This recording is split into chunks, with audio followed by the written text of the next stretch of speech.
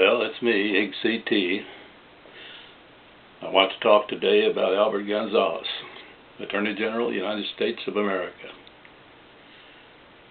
For a little Mexican-American boy that got himself a good education and showed himself to be extremely bright, he's done very, very well. And we should all remember that he did not want to be in politics. When the first President Bush asked him to join the team, he said, no, I don't want anything to do with politics. But then comes along George W. Bush, governor of Texas. And George W. is kind of a con artist. He's conned a lot of people. Made us believe in him.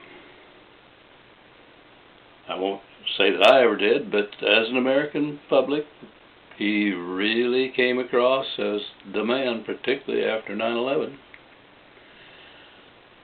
And I was proud of what he said and did right after 9/11. Well, time has gone by, and he moves Mr. Gonzales up to one of his top lieutenants in the National Attorney General Division, and he served him well. If he wanted something, Albert Gonzales was sharp. He'd find the grounds. And he did some terrible things, in my opinion. He let Bush do some terrible things, or he gave Bush the legal support to do some terrible things, however you want to look at that. Maybe the very worst thing he did was when he actually tried to con the Attorney General Ashcroft into signing something on a sickbed.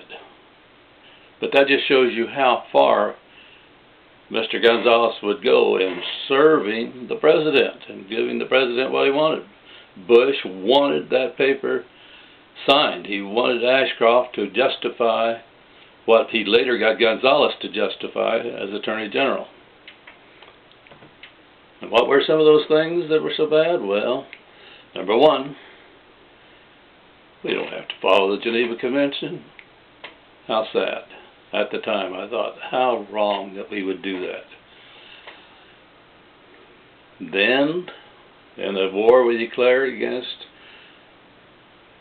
terrorism, I always thought war had to be against a nation, something that you could identify and locate and attack directly. But Mr. Bush declared war against terrorism, and then got Mr. Gonzales to find the grounds to let us put those prisoners down in Cuba, where we did things to them that we'd never, as an American public, allowed. If it had been done on U.S. soil, where the rumors would go out and the press would get a look and so on. That was bad. Even worse, found the grounds to take some of those prisoners and send them to countries where we knew the people there would do things to them that were way, way beyond anything that we would do even down in Cuba. And maybe even worse yet, found grounds to spy on the American people, violate our constitutional rights. I think I should be most outraged about that, but I'm not. What hurts me most is that here we have a president that claims to be a Christian, and Jesus consistently said, feed my sheep, visit those in prison, etc., take care of the poor. Boy, nowhere does that Christian concept fit what we were doing to prisoners down in Cuba or what we did to them around the world. That hurts me way more than the spying on us. The American public will take care of that spying issue in due time. But I have to kind of envy Albert Gonzales in a way. Wow. From rather humble beginnings, look how far he has risen. And we live in a day and age when nuts like that guy at Virginia Tech become famous, oh yes, infamously famous, by killing innocent people. Well, Albert Gonzales has had his moments of fame, and I think he'll continue to have moments of fame. clear on down into the next 100 years. I think on quiz shows on TV and parlor games, there'll be questions like, who was the Attorney General that backed a disgraced president by giving him legal grounds to do things that he should not have done? And the name will be Albert Gonzales. Well, guess we got to envy the man. He's going to be known not only now, but for a long, long time.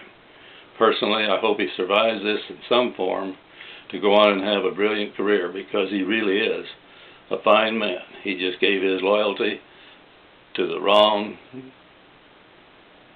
triumphant three, Bush, Cheney, Rumsfeld. I salute him. I salute our Commander-in-Chief. As a soldier, you do what the Commander-in-Chief says.